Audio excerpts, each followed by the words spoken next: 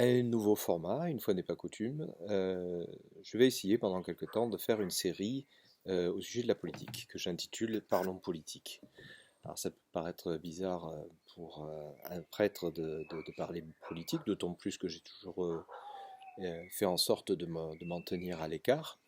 Mais étant prêtre de l'Église d'Angleterre, qui est une église qu'on appelle établie ici, donc une église d'État, nous avons un dialogue avec les autorités politiques pour essayer d'apporter un peu de sagesse que nous tirons des Écritures. Donc on va voir ce que ça va donner. Ce premier épisode que je fais là est intitulé Matthieu et Simon de la diversité. Alors, quelle est ma méthode? Ça va être la même que celle que je fais en fait pour mes prédications avec mes paroissiens. Je ne leur dis pas ce qu'il faut penser, mais je leur donne des outils pour pouvoir comprendre et faire leur propre réflexion et les aider en cela. Généralement, comment se passe un de mes sermons? Je pars des Écritures, je donne le contexte historique, culturel, linguistique de ces Écritures, j'en tire une leçon, et après j'invite à une application ou à une réflexion à faire par rapport à cela. Donc aujourd'hui, Matthieu et Simon au sujet de la diversité, je parle en fait de deux Écritures. C'est le moment où, enfin, c'est toute une histoire sur le choix de Jésus de ses disciples. Donc dans Matthieu chapitre 9 verset 9, il choisit Matthieu, qui est un percepteur d'impôts. Pardon. Et dans Luc 6, 12, 16, c'est le choix d'autres disciples, dont Simon le Zélote. Alors, le contexte, donc ça sur l'écriture, passons au contexte. Qu'est-ce que c'est que cela? Donc un percepteur d'impôts, on sait ce que c'est dans notre situation moderne, mais qu'est-ce que ça veut dire pour l'époque? C'est Israël qui est la Palestine qui est sous occupation romaine. Donc les Juifs ne se dirigent pas, ne gouvernent pas par eux-mêmes. Ils ont un roi un peu fantoche, mais c'est une administration romaine. Donc le percepteur d'impôts est en train de collecter des impôts qui vont à Rome. Donc il est considéré comme un collabo. Il collabore avec la puissance occupante. Donc ça c'est Matthieu. Et de l'autre côté nous avons Simon le Zélote. Qu'est-ce que c'est qu'un zélote? C'est un résistant.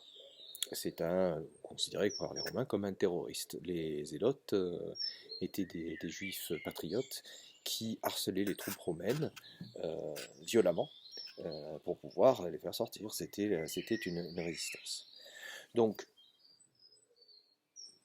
pour donner une espèce de contexte, enfin pour pouvoir dire ce que ça pourrait pouvoir dire pour aujourd'hui, enfin pour aujourd'hui. Là, on a commémoré le 8 mai, c'est un peu comme si on était la France sous l'occupation entre un collabo et un résistant.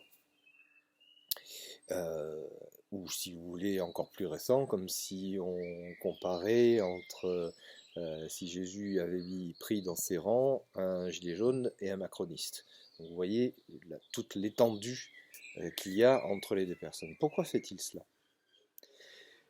Alors, pour revenir par rapport au contexte, il y a donc ce collaborateur des Romains. Pourquoi ils collaborent? Parce que ces collaborateurs, dans leur idée, l'Empire romain apportait la paix, la stabilité, moins de violence.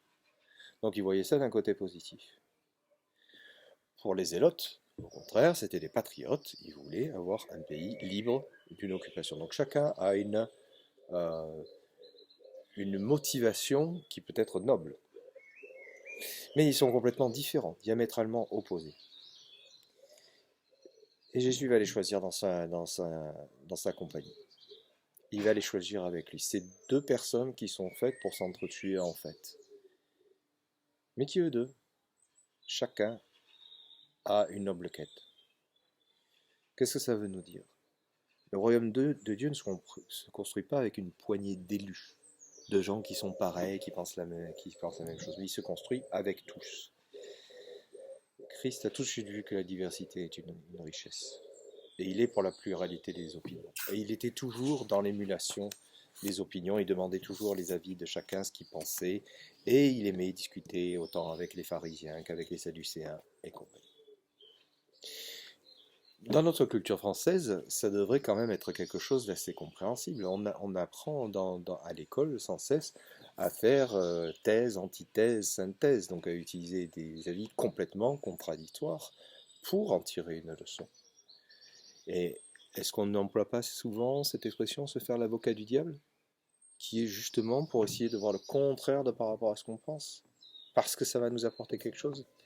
La confrontation des idées et des caractères nous permet d'avoir une complémentarité. Ça nous permet d'apprendre plus. Donc l'exercice, la réflexion à laquelle je vous invite, euh, pensez dans votre entourage à un ami, à des amis qui ont des opinions politiques complètement différentes de la vôtre. Pensez à cela. Pensez aussi pourquoi sont-ils vos amis. Qu'est-ce que vous avez en commun avec eux? Qu'est-ce qui fait que vous aimez rire ensemble? Qu'est-ce qui vous fait que vous vous soutenez dans les moments difficiles? Qu'est-ce qui vous lie en dépit de ces opinions différentes? Est-ce que vous n'avez pas plaisir à échanger sur vos opinions différentes?